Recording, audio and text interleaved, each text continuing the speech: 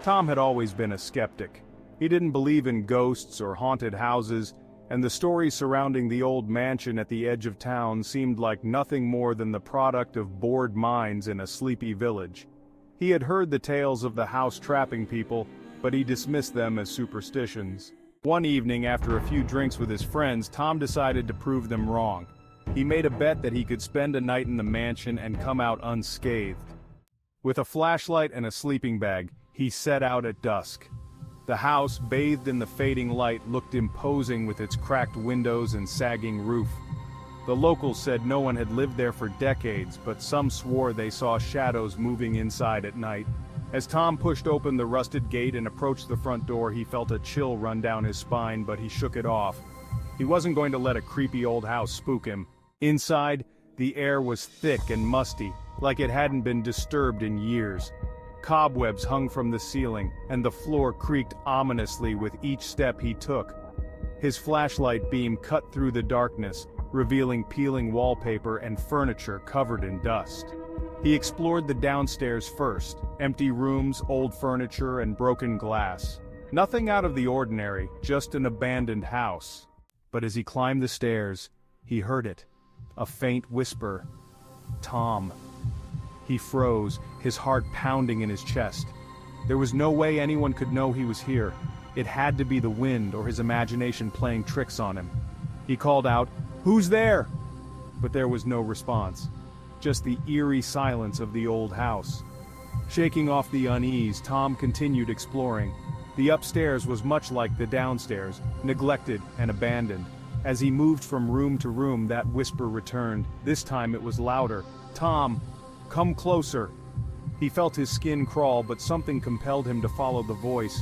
It seemed to be coming from a room at the end of the hallway.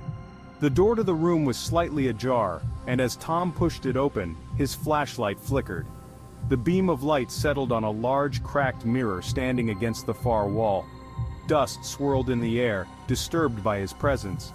He approached the mirror cautiously, staring at his reflection. But something wasn't right. The reflection seemed off. It wasn't just his reflection looking back at him. It was watching him, intently, almost as if it were alive. His reflection smiled, though he wasn't smiling. It was a slow, eerie grin that spread across its face like it was enjoying some secret joke.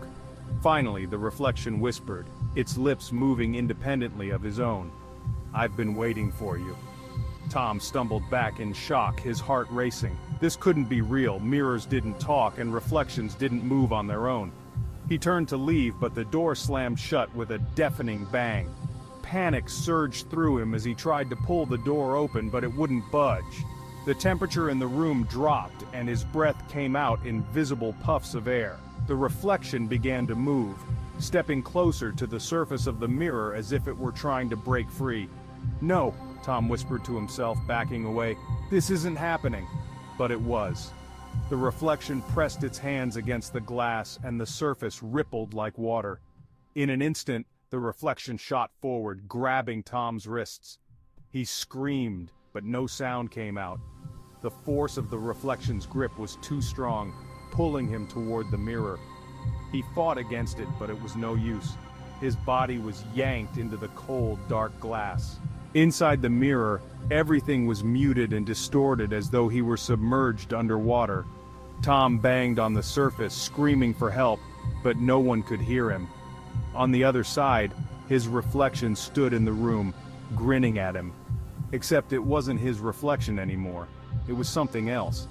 It turned away from the mirror, stretching its limbs and rolling its neck like it was savoring the feeling of being free. Tom watched in horror as the creature, his new reflection, picked up his flashlight and walked out of the room. It moved with a confidence and grace that wasn't his own, wearing his face in his clothes. The door that had been stuck moments earlier opened easily for it, as if the house was welcoming its new guest. Desperate, Tom pounded on the glass, but his efforts were useless. He was trapped, a prisoner inside the mirror. He watched as the creature, now indistinguishable from him, left the house, strolling casually into the night. Hours passed, then days. Tom lost track of time as he wandered inside the mirror, trapped in a distorted reflection of the old house. He couldn't sleep, couldn't eat, couldn't escape. He was alone with his thoughts, endlessly replaying the moment when he had foolishly entered the mansion. Weeks later, another curious soul entered the house, a young woman, drawn by the same rumors and stories that had lured Tom.